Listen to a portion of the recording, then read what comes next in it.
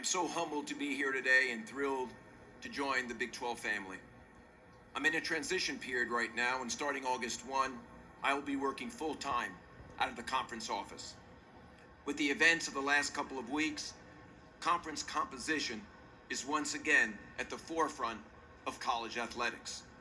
As such, I have been very involved with the stakeholders both inside and outside the Big 12 regarding our path forward and opportunities to grow both the Big 12 brand and business. However, before I get into my vision for the Big 12, I would like to first recognize and thank my amazing family, all of which are here today. My wife Elena, my daughter Madison, and my son Drake, for their incredible love and support. Thank you to Linda, Board Chairman Lauren Skubanek, and the entire Big 12 Board of Directors for having the confidence in me to be selected the conference's 5th commissioner. And a special thank you to the incredible Big 12 ADs who have welcomed me with open arms. To the SWAs, FARs, administrators, coaches, and student athletes of the Big 12, I look forward to working on your behalf and being a great resource for you. And lastly, to Big 12 Commissioner Bob Bowlesby, thank you for all you have done for this conference over the last 10 years and for everything you have done for intercollegiate athletics during the course of your great career. You have left a lasting legacy and set a very high bar for me to follow. You will be an incredible resource for me, and I look forward to a long relationship with you. Thank you again, Bob. As all of you get to know me, you will learn that I am about family, integrity, loyalty, and dependability. My career path has often found me in the underdog position, although it has inspired me to do the unexpected. With a background in the NBA, NASCAR, and most recently in the entertainment business, you might ask, why college athletics now? Early in my career, I put together a progression ladder. It started with working for the New Jersey Nets, and it ended with a vision to be in college athletics. My passion for the collegiate space was fueled even more so with my many years at Barclays Center, where in a very short period of time, we became a college basketball destination. What excites me most about joining the Big 12 is the transformative moment in front of all of us today. We have an opportunity to grow and build the Big 12 brand and business, be aspirational, define our point of difference, all while never losing our commitment to always compete and develop our student athletes at the highest levels. Moments like these do not happen often, and we must seize them and make the most of them. It will require incredible work and collaboration. One thing is for sure, there is no doubt the Big 12 is open for business. We will leave no stone unturned to drive value for the conference. Just as I pledged to the board, we will be bold and humble, aggressive and thoughtful, and innovative and creative, all in an effort to position the conference in a way that not only grows the Big 12 brand and business, but makes us a bit more contemporary. Although there will be challenges ahead, Bob has left me an incredible foundation to build upon. During August and September, I will conduct a listening tour and visit all 14 campuses. I will meet with stakeholders to gain a historical point of view and to ask, what does success look like? Following my first 60 to 90 days, I will report back to the board with my observations and how I see our path forward.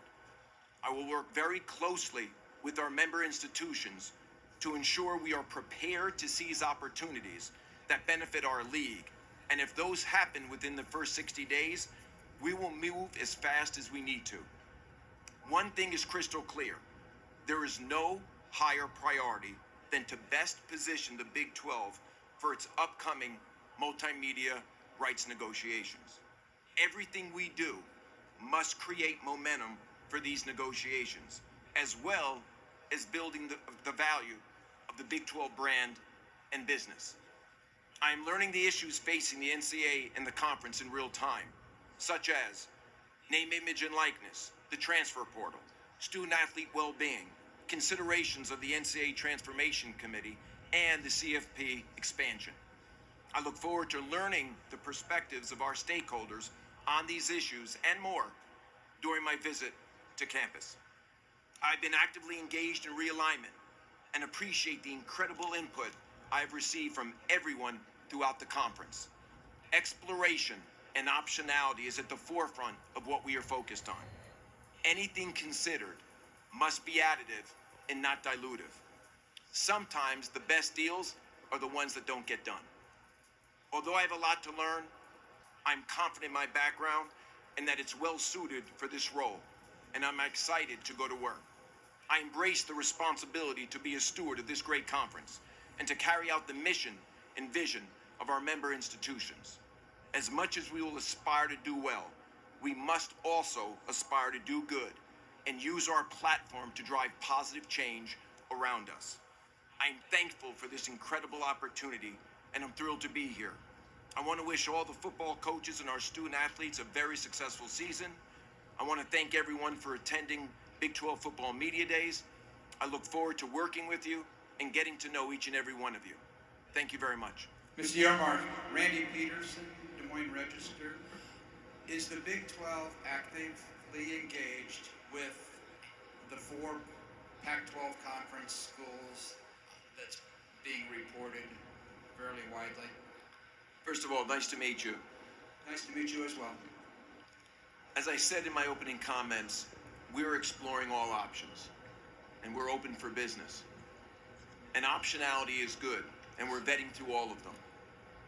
I think it's fair to say I've received a lot of phone calls, a lot of interest. People understand the direction of the Big 12, and we're exploring those levels of interest. Nothing is imminent, but we're working hard to make sure that we position the Big 12 in the best possible way on a go-forward basis. Okay, in the middle over here, Brett, or Kurt, stand up, please, so they can get the microphone to you.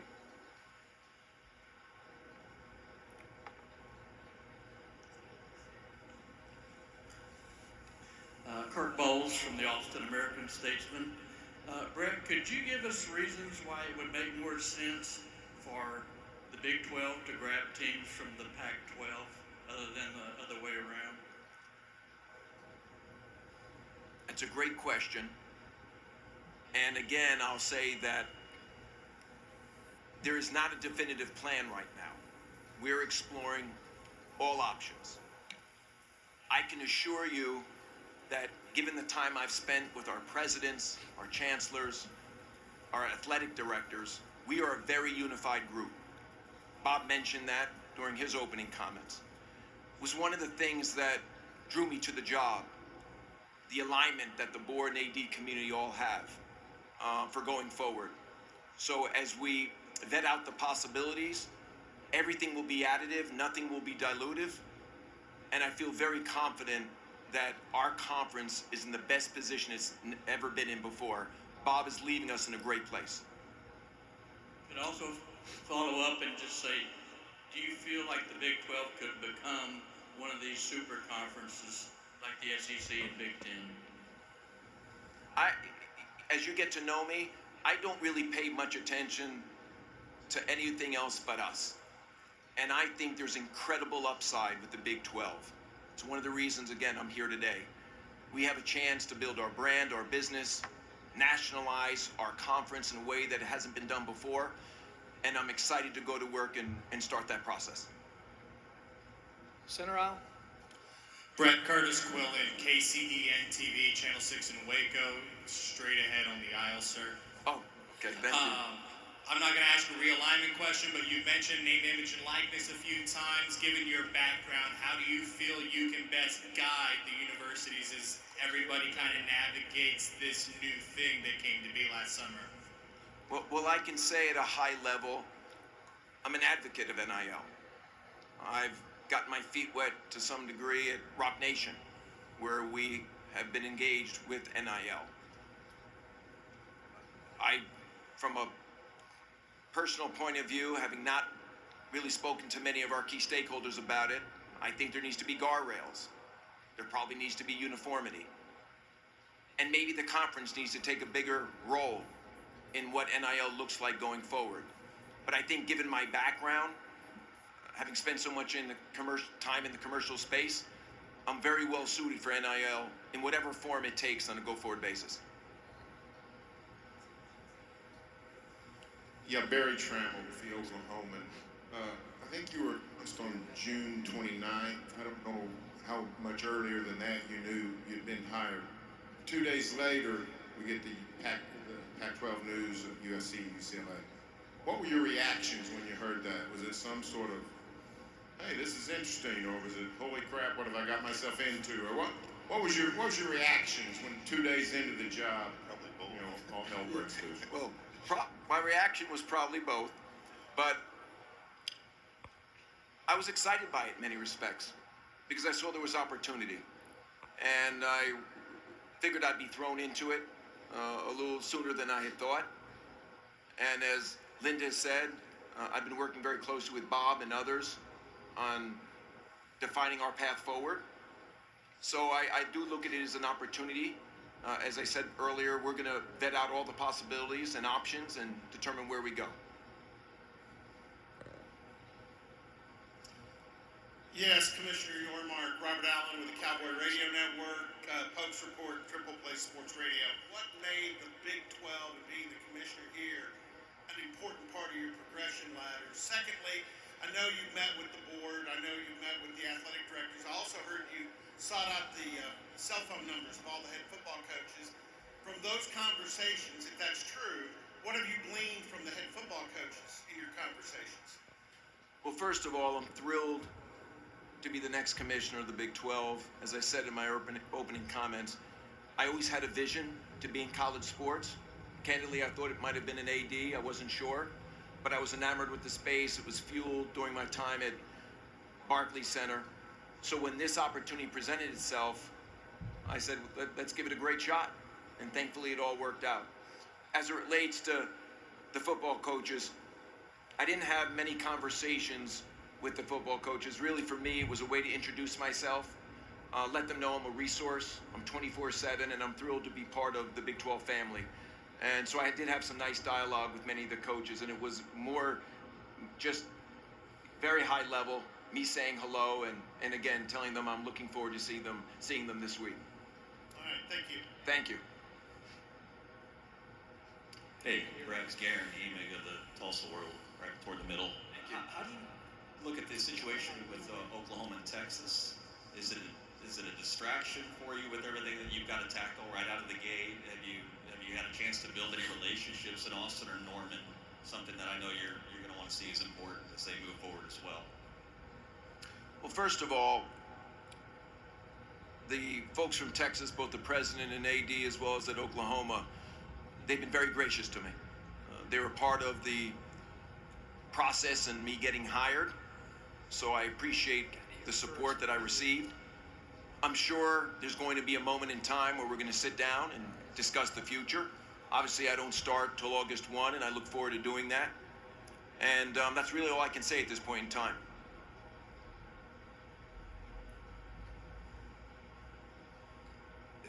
Tom Richardson from OrangeBloods.com. Congratulations on the job. Thank you. As a follow-up to the Texas OU question, is it your goal for Texas and OU to remain in this conference throughout the remainder of that contract? Or with new teams coming in, does it behoove you to maybe try to figure out ways for you guys to part ways a little bit sooner? From my perspective, and again, I don't start till August 1. I have a lot to learn. But in any situation like this, I always look for a win-win scenario. That being said, it's important that whatever happens is in the best interest of this conference. But I look forward at the right time to have those conversations. But thank you for your question. In the back.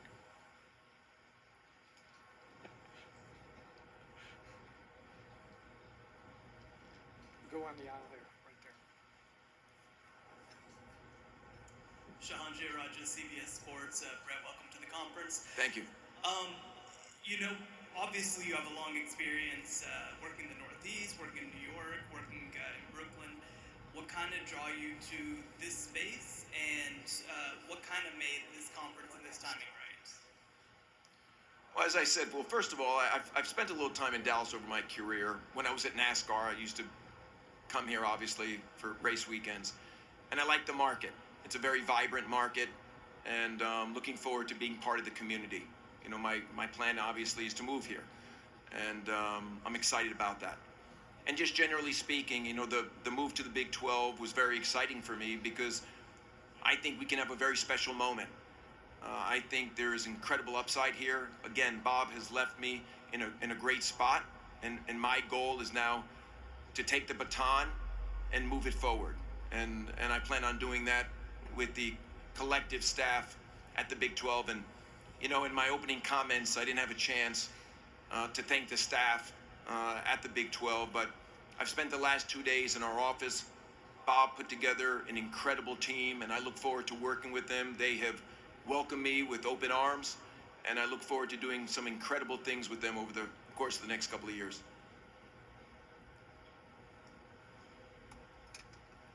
Jamie Plunkett with Frogs Today. In your opening statement, you mentioned creating a strong brand. From your experience, what are some steps that go into creating a strong brand? And then on the other side of that, what are some signals that a brand is strong? You know, from my perspective, again, Bob has positioned the brand in a great way, but I think there's opportunities as I learn a little bit more about the brand and our fan base to become a little bit more national, to position our brand a little younger, hipper, cooler. How do we connect to youth culture, diversify some of the things we're doing? And I think we have a great opportunity to do that. You know, I've been in the brand building business and the business building business in my days at NASCAR, where we took it, a sport from predominantly the South and where the roots were, we made it a national phenomenon. Obviously, in Brooklyn, we moved the team from the Nets, which was a bit of a depressed brand and franchise, and made it into a global brand. And my goal is to do something very similar here.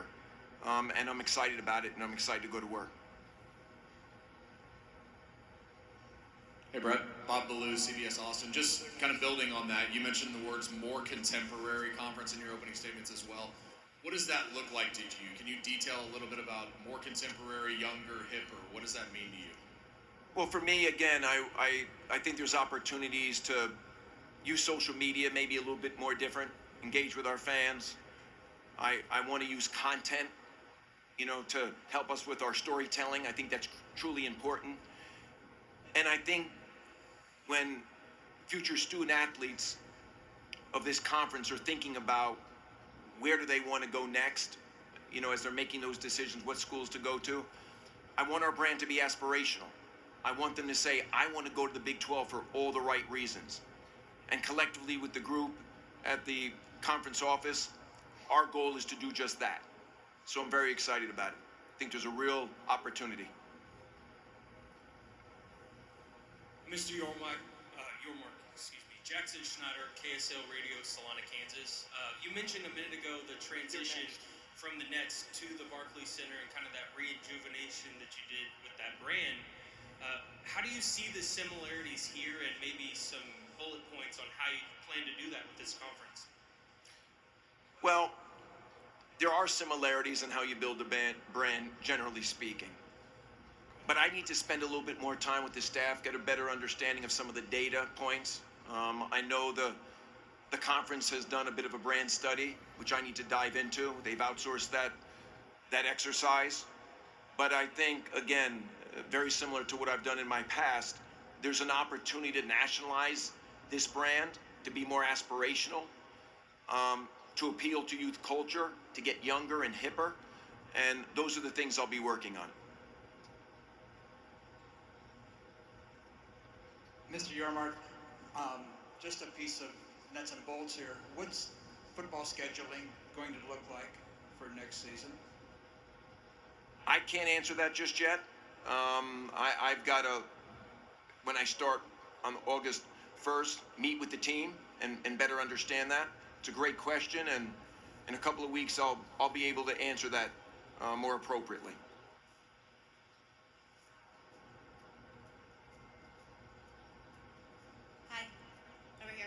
Dinich with ESPN.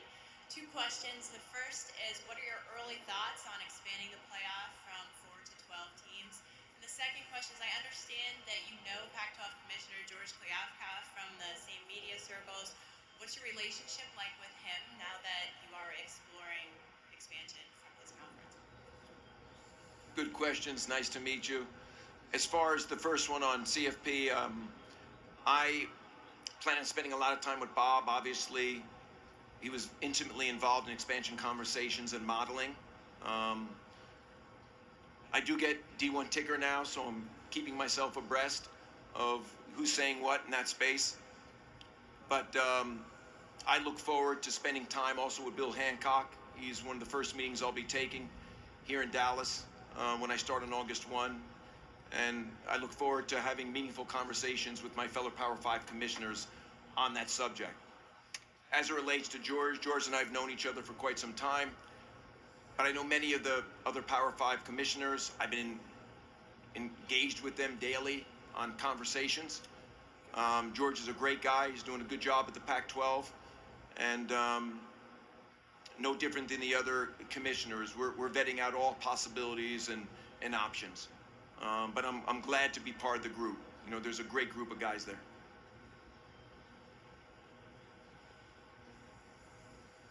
Right here. Commissioner, welcome. Kellis Robinette here from the Wichita Eagle, Kansas City Star. I was wondering, when it does come time to negotiate a new media rights deal with TV networks, streamers, whatever it may be, what do you think the top selling points will be when you're talking with those people? How attractive is this conference to new TV networks? Well, first of all, I'm bullish on the conference. And what we look like today and what we look like when we enter those negotiations could be very different. Obviously, we've got 3 more years with our current partners. I've had a working relationship with ESPN and Fox for many years. I'm big fans of what they do. They're the best in the business. And I look forward to, at the right time, engaging with them on meaningful conversations on how we can enhance and amplify the value equation and how they glamorize and promote and market our great conference. So there aren't any specifics that I can speak to now as far as how we're going to position ourselves differently, because there's a long time between now and when we'll commence negotiation. But I'm looking forward to that moment, and as I said earlier, everything we do from this point forward will lead towards that negotiation period. How we build our brand, how we build our business, conference realignment, all that will probably play a role in whatever dialogue we have.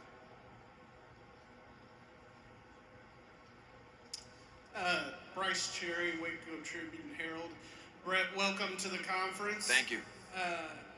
The gentleman sitting to your right there, even after 10 years, was able to surprise us from time to time. Last year, he dropped a bomb that he was a college wrestler, which I didn't know. Maybe other media in the room did at the time. But what is something about Brett Yormark that we might not know? Well, we would be surprised to know.